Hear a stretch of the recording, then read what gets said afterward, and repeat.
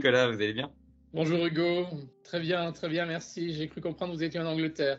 C'est ça exactement, je suis à Coventry actuellement pour mon échange universitaire et j'ai vu que vous avez fait l'université de Portsmouth, c'est ça? Voilà, moi j'ai fait l'échange avec Portsmouth Bordeaux à l'époque.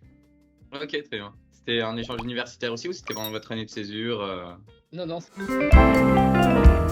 c'était l'échange universitaire inclus dans Kedge, puisque moi j'ai fait Kedge, mais côté EBP international, avec 2 ans en France et 2 ans à l'étranger dans ce programme à l'époque, puisque moi je suis promotion 97. Et alors j'ai étudié 2 ans à l'époque à l'ESC Bordeaux et 2 ans en Angleterre, à Portsmouth. Et puis avec des stages en Angleterre aussi et un VIE aussi, puisque je suis resté pour faire mon VIE là-bas. OK, d'accord. Et j'ai vu que vous avez fait un stage notamment à Tesco, comment ça s'est passé votre intégration là-bas en Angleterre? Alors, l'intégration en stage, super bien. Tesco est une boîte très ouverte, elle a toujours été. Et donc, moi, j'étais dans le vin en tant que Bordelais qui se respecte et de famille de viticulteurs. Et donc, j'ai retrouvé un stage assez facilement en Angleterre avec la responsabilité d'assister la directrice des achats vins chez Tesco. Donc, un stage de responsabilité important, ce qui m'avait étonné à l'époque d'ailleurs. Mais les Anglais sont du genre à faire confiance et à voir et à croire ce qu'ils voient. Et donc voilà, avec de beaux challenges dans mon stage, belles réalisations, de beaux projets. Voilà, c'est ce que j'espère à tout étudiant de Kedge aujourd'hui, c'est d'avoir un très bon stage, de travailler son réseau et de garder ce réseau parce que c'est des moments importants. C'est la première approche dans le monde du travail pour ceux qui n'en ont pas eu et le stage est un moment mémorable. C'est vrai, c'est vrai. Et donc maintenant vous êtes revenu en France, c'est quoi votre métier actuellement? Alors moi je suis directeur e-commerce et digital. Je suis revenu en France en 2000, au début de la bulle Internet, fin 99, début 2000. Et là, Internet explosait, des startups se montaient. Et puis, c'est vrai qu'à Kedge, on a un peu cette envie de nouveauté, en tout cas de choses nouvelles et à la pointe de la technologie, qui font appel aussi à notre cursus international. Et donc, ces nouvelles startups proposaient justement ces nouveaux réseaux de distribution complètement inconnus à l'époque, en 99-2000, le e-commerce. On a commencé avec des codes HTML, etc. Donc, ce n'était pas du tout ce qu'on connaît aujourd'hui. Ça a fait un bond important. Et donc, je suis revenu en France pour travailler dans le e-commerce pour une toute jeune start-up qui s'appelait Château Online à l'époque. C'était de la vente de vin sur Internet, numéro 1 de la vente de vin sur Internet en Europe. Et donc, du coup, moi, mon expérience à Kedge m'a permis de gérer la partie marketing de cette start-up avec bien sûr le côté international, puisqu'on travaillait à la fois avec des Anglais, avec des Allemands, sur l'Espagne, etc. Donc ce cursus international et cette espèce de melting pot de nationalité à l'intérieur de l'école, évidemment, était un atout sans précédent, quoi. Il y avait quelques autres écoles, mais à l'EBP international, on était plutôt bon dans le domaine. OK, très bien. Et du coup, c'est cette envie de nouveauté qui vous a donné envie de vous spécialiser dans l'e-commerce? Cette envie de nouveauté, quand je parle de nouveauté, je parle de réseau, je parle de moyens de distribution qui n'existaient pas à la fin de mes études, pardon, et au début de 2000, c'était tout nouveau. Donc oui, ce nouveau moyen de communiquer, ce nouveau moyen de commercer, puisqu'on est quand même là aussi pour faire du commerce, et puis ce côté transverse, moins siloté, avec dans la partie e-commerce un côté touche à tout. C'est-à-dire qu'on va s'occuper à la fois de la technique, on va s'occuper à la fois de la communication et du recrutement, et donc de Google, etc., des agences de com. On va s'occuper du marketing, on va s'occuper voilà, un peu de tout. Avec, quand j'ai pu, un maximum de stagiaires de Kedge. Voilà, j'en ai marié, j'en ai marié quelques-uns. Donc ça, c'était plutôt une satisfaction de pouvoir travailler son réseau. Un point essentiel, si je peux me permettre un conseil aux dizaines, centaines d'étudiants de Kedge aujourd'hui, c'est dès le départ commencer à travailler votre réseau. N'attendez pas d'avoir un poste parce que vous allez avoir la tête dans l'eau. N'attendez pas qu'on vous le propose, faites-le vous-même. Travaillez votre réseau par les stages, par les conventions, par des séminaires, par des salons, etc., etc. Par LinkedIn maintenant, bien sûr, c'est plus simple. Mais surtout, dès le départ, travaillez votre réseau. Voilà, ça c'est un conseil parce que vous serez amené à changer de poste. Moi, j'ai travaillé pour Château Online. Ensuite, avec Repère de Bacchus, on a fusionné et créé une société multicanal. Et ensuite, j'ai été happé par la grande distribution. Ok, très bien. Et j'ai vu que vous avez travaillé sur LinkedIn, j'ai vu que vous avez travaillé dans de nombreux grands groupes. C'est quoi pour vous l'avantage de travailler dans un grand groupe, par exemple à la startup que vous avez connue au tout début? Alors déjà, ces grands groupes, alors on peut les nommer, hein, en tout cas moi c'était le retail. Donc après Tesco en Angleterre, j'ai travaillé pour Leclerc et j'ai travaillé pour Carrefour. Et donc les avantages, c'est ce côté transverse, je vous l'ai dit, c'est ce côté nouveauté, beaucoup de budget, et puis qu'on allie à la fois le côté opérationnel et stratégique. Okay. Là où dans les startups, on est peut-être un peu plus pris par l'opérationnel, dans ce type de poste dans les grands groupes, on va d'abord travailler la stratégie très appuyée, avec ou sans aide de cabinet extérieur, et puis l'appliquer et puis la faire vivre. Donc voilà, ce côté double casquette opérationnelle et stratégique, moi, me plaît beaucoup, m'a beaucoup plu. Et puis voilà, l'outil, le canal Internet, y compris pendant la crise Covid, a été un canal privilégié et l'est toujours, avec des croissances exponentielles. Donc on ne s'ennuie jamais dans le e-commerce. Après, pour répondre à votre question plus précisément, je pense que les petites boîtes permettent un niveau décisionnel beaucoup plus rapide. Quand vous êtes dans des grands groupes, vous avez besoin de convaincre. Donc ça prend peut-être un peu plus de temps, mais c'est intéressant parce que du coup, on fait appel à plein de niveaux décisionnels dans l'organisation et de compétences, on va dire. Donc voilà, c'est la grosse différence, c'est ce côté un peu politique, niveau décisionnel, organisationnel que vous retrouvez dans les grands groupes, même si maintenant ça tend à se diminuer. Mais vous avez des grands groupes français qui sont quand même très, très, très axés sur l'organisation et les niveaux hiérarchiques. Voilà.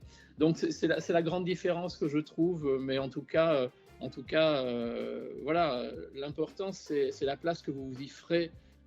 Voilà, maintenant c'est de plus en plus flexible, c'est de plus en plus évolutif, même en télétravail. Voilà. Donc, je ne sais pas si je réponds à votre question sur ce sujet, mais voilà la grande différence entre les grands et les petits groupes. Okay. Après, c'est la place que vous y faites, et voilà, c'est ça qui est important. Oui, bien sûr. Et vous venez de parler de la crise du Covid. J'imagine que ça a dû impacter de manière positive l'e-commerce en France. Je ne sais pas comment vous l'avez ressenti. Alors, en termes de chiffres, évidemment, les Français se sont tournés, surtout dans la grande distribution. Hein, il n'était plus question d'aller en magasin, donc il a fallu nourrir les Français, que ce soit sur les modèles dont je m'occupais, que ce soit le drive, la livraison à domicile, la marketplace, etc., le non alimentaire. Donc, il a fallu nourrir les Français et donc augmenter notre capacité de production, ça c'était le principal challenge, dans un environnement pénurique, où il manquait de la farine, où il manquait des œufs, où il manquait de tout. Donc, et puis surtout, travailler en rapidité. Voilà. Et ça, c'est ce que j'aime aussi dans ce métier, c'est la capacité de s'adapter très très vite. Il a fallu qu'on ouvre des entrepôts pour livrer des paniers aux soignants. Il a fallu qu'on fasse des paniers petit prix aussi pour livrer en proximité, beaucoup plus de clients avec moins de produits dans chaque livraison, etc., etc. Donc, c'est un mode d'adaptation, le digital, le e-commerce, qui permet tout et qui permet aussi de réfléchir à l'avenir. Voilà. C'est-à-dire qu'à un moment donné, vous allez avoir ces clients, vous les avez captés, entre guillemets, pendant cette crise du Covid. mais comment vous les gardez? Il faut les Parce garder. que les Oui, offres sont multiples, le marché du digital et de l'e-commerce, en tout cas de l'alimentaire, se développe énormément. Et du coup, comment vous gardez ces clients? Et je pense qu'un point essentiel, qu'on vous apprend pas forcément ou pas de façon très très très pointue quand vous êtes en école, c'est le client, c'est qui, quoi. Euh, et je me souviens du sujet de mon examen final qui était que faire pour que la soupe soit bonne. Et ça peut paraître bizarre, ça encore une fois, c'est l'esprit très créatif de Cage, mais que faire pour que la soupe soit bonne, c'est comment l'ensemble des ingrédients se conjuguent pour réussir. Le client, c'est un ingrédient important et je pense qu'on commence à en parler de plus en plus, mais ce n'était pas forcément le cas avant, hein. On parlait plutôt chiffres et rentabilité. Donc maintenant, on remet le client au centre et ça, c'est important. Ok, très bien. Pour revenir un peu sur le début de l'entretien, j'ai vu que vous avez choisi de revenir en France après vos études. Qu'est-ce qui a fait pencher la balance entre l'Angleterre et la France? Le côté bulle Internet qui commençait à se créer en France, Ouais. et les opportunités de start-up qui se créaient, y compris dans le monde du vin, qui était mon orientation principale au départ. Je suis resté quand même en Angleterre pour faire mon VIE, hein, là encore. Oui. J'ai beaucoup d'amis qui sont restés, qui ont travaillé, qui ont trouvé des postes là-bas et qui y sont encore. Mais le côté, allez, il y a quelque chose qui se crée en France, on y va, c'est start-up, il y a du financement, c'était la bulle Internet avant qu'elle n'éclate, il y a de quoi faire, on y va, quoi. Et donc vous savez, ça aurait été en Angleterre, je serais resté en Angleterre, et en France, ça a été en France, je suis rentré en France. Le retour aux racines est intéressant, mais j'avais aussi ce côté où je travaillais avec l'Angleterre, où je me déplaçais en Angleterre, où j'avais aussi le marché anglais chez Château Online qui bougeait beaucoup en termes de vin à m'occuper chez Château Online. Donc voilà, donc c'est partir mais garder un pied là-bas toujours.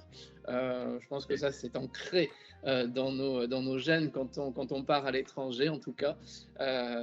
Et il ne faut pas le combattre parce que c'est important et c'est riche. Voilà, je vous parlais de réseau tout à l'heure, mais tout ce que j'ai fait chez Tesco, tout ce que j'ai pu faire pendant mon VIE, toutes les personnes qui étaient avec moi de nationalité étrangère à Portsmouth, à la Business School, voilà, tous ces gens-là font partie d'un réseau d'amis, mais aussi d'un réseau professionnel pour la suite, etc. Donc, encore une fois, travaillez votre réseau dès le départ. Ok, très bien. Qu'est-ce que c'est, selon toi, ton plus beau souvenir à Cage? C'est clairement mes stages, que ce soit en France ou en Angleterre, parce que on vous prépare à ça, on vous prépare à intégrer une entreprise. Et donc, quand vous avez la chance de faire des stages en plus qui vous intéressent, que vous avez trouvé à la sueur, voilà, c'est intéressant. Et puis après l'entraide, les groupes d'amis que l'on se forge quand on part à l'étranger, petit français que l'on est et qu'on se retrouve seul là-bas, entre guillemets, on n'est jamais seul justement. Voilà, on est toujours accompagné et ces groupes d'amis, en tout cas le noyau dur, sont toujours présents. On essaye de se retrouver une fois par an. Donc voilà, c'est ce côté réseau professionnel, réseau d'amis, et puis l'expérience de la langue. L'expérience de la langue est primordiale, que l'on choisisse l'Angleterre ou l'Allemagne ou autre. Je pense que, y compris encore sur le marché, ce côté immersif à l'étranger et ce côté linguistique est un atout important. On vous fait passer des entretiens tout de suite et vous avez le recruteur qui switch en anglais. Généralement, quand vous lui répondez une ou deux phrases, il s'arrête tout de suite, quoi.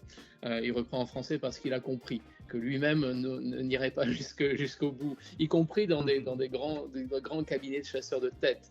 Donc voilà, le côté apprentissage linguistique est aussi important et un bon et beau souvenir. Voilà, ça c'est clair. Quand vous arrivez à l'étranger, dans les premiers cours en amphi ou en TD, vous y pipez que rien, vous ne comprenez rien. Enfin, à un moment donné, il faut se rendre à l'évidence parce que l'anglais que vous avez même si l'école, et je me souviens de professeurs de langue très impliqués à Kedge, vous apportent la base. Vous arrivez là-bas, c'est d'autres nationalités qui lèvent la main et qui parlent en cours à votre place et qui corrigent le prof, et vous ne comprenez pas grand-chose. Non, je pense que vous ressortez de là grandi avec les langues. Ok. Et enfin, pour terminer, en plus des conseils de développer au plus vite son réseau et de profiter de ces expériences internes, de travail qu'on peut avoir en stage, par exemple, qu'est-ce que serait un dernier conseil pour toi à donner aux étudiants de Kedge? Profitez de vos années étudiantes aussi. Allez dans les soirées, franchement, mais faites-le vraiment. Profitez de l'entreprise. Et puis aussi, investissez-vous pour votre école. Moi, avec d'autres amis et des professeurs, à l'époque, on a créé le club de recyclage, puisque le recyclage était un bien grand mot à l'époque sur le groupe, pour l'ensemble de Kedge et de l'ESC Bordeaux à l'époque, cette association de recyclage. Et puis, on s'est investi, puisqu'on était la dernière année bisutée, et les années suivantes, on n'a pas pu bisuter, donc on s'est investi, on a fait des actions de recyclage, on est allé voir les communes, on a développé plein de choses, on a fait les 10 ans de l'EBP avec plein de journalistes, plein d'actions. Donc voilà, développer, travailler pour votre école, c'est votre futur. Travailler pour ces associations, c'est aussi un gain pour vous et pour l'école, et puis pour les futurs étudiants. Ok, très bien. Eh bien, écoutez, merci beaucoup Nicolas pour le temps que vous avez passé pour cette interview. Merci, beaucoup de chance et beaucoup de choses aux étudiants de Kedge. Voilà, continuez, lâchez rien.